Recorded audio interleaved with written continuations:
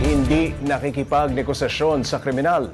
Yan ang sagot ni Pangulong Bongbong Marcos matapos ang tangka umanong pamba-blackmail sa kanya ni dating Ako Bicol Representative Zaldico.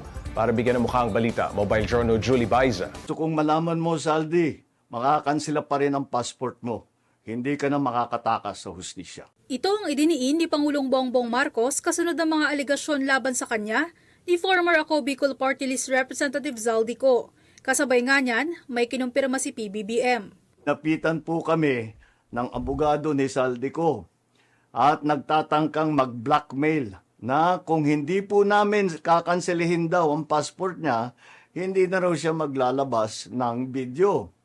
Pero gate ni PBBM, hindi siya nakikipagnegosasyon sa kriminal. Kahit daw maglabas pa si Ko ng mga video ng kasinungalingan para ma-destabilize ang gobyerno. Matatanda ang inakusahan ni Ko si PBBM na umano'y nag-utos ng 100 billion budget insertion sa pambansang pondo. Pero hinamulan siya ng Pangulo na umuwi sa Pilipinas at patunayan ito. Iniulat naman ni PBBM na may 8 congressman na may-ari ng construction company ang irerekomenda ng ICI at DPWH na kasuhan ng plunder, anti-graft, bribery at conflict of interest kaugnay ng anomalya sa flood control. Nakakuha rin ng Anti-Money Laundering Council ng karagdagang 2 freeze order laban sa mga dawit sa anomalya. Sa kabuuan, nasa 12 bilyong piso na ang frozen assets ng mga dawit kabilang ang air assets ni Ko. Samantala, sa gitna ng problema sa korupsyon, natanong si Vice President Sara Duterte kung handa ba siya sakaling magbitiw sa pwesto ang Pangulo. In case of course, there is no question about my readiness. I presented myself to you when I was a candidate for Vice President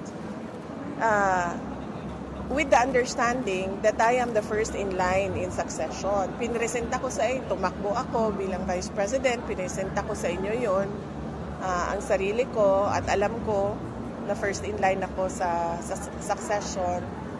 Wala nang tanong doon kung ano ang gagawin ko. Iyon ang mandate sa akin ng Constitution. At alam ko yun nung ako ay tumakbo. At binoto ninyo ako as Vice President knowing that I am the first in line.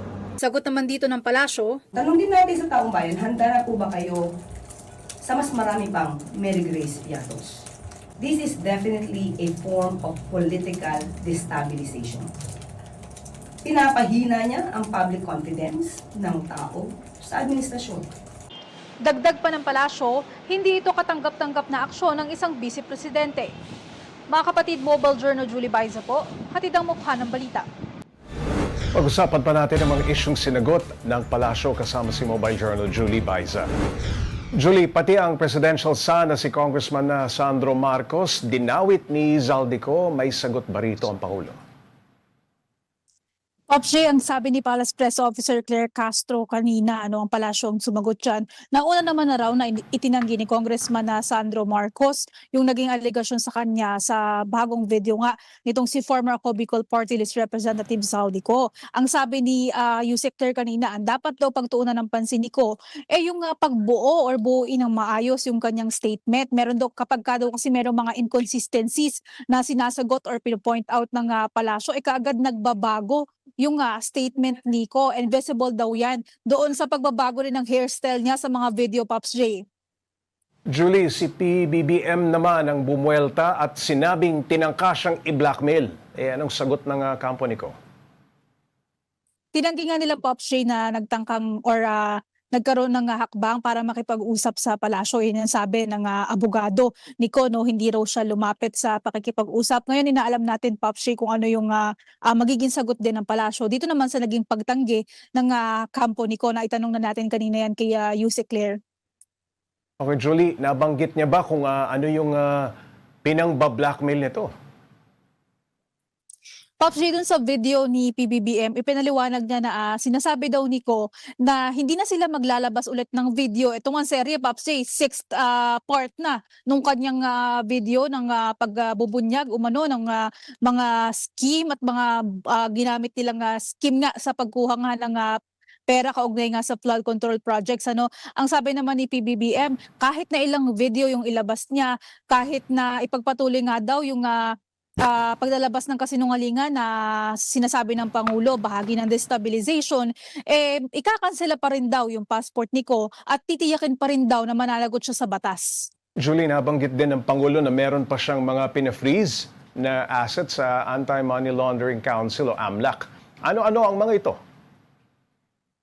Paps Ray, meron pang karagdagang 2 freeze orders na inilabas ang AMLAC ngayong araw. Actually, kanina umaga, in total, abot sa more than 11 or almost 12 billion yung halaga ng mga na-freeze na account. Kasama dyan, Pops J, yung assets ni former Congressman Saldico, yung air assets niya.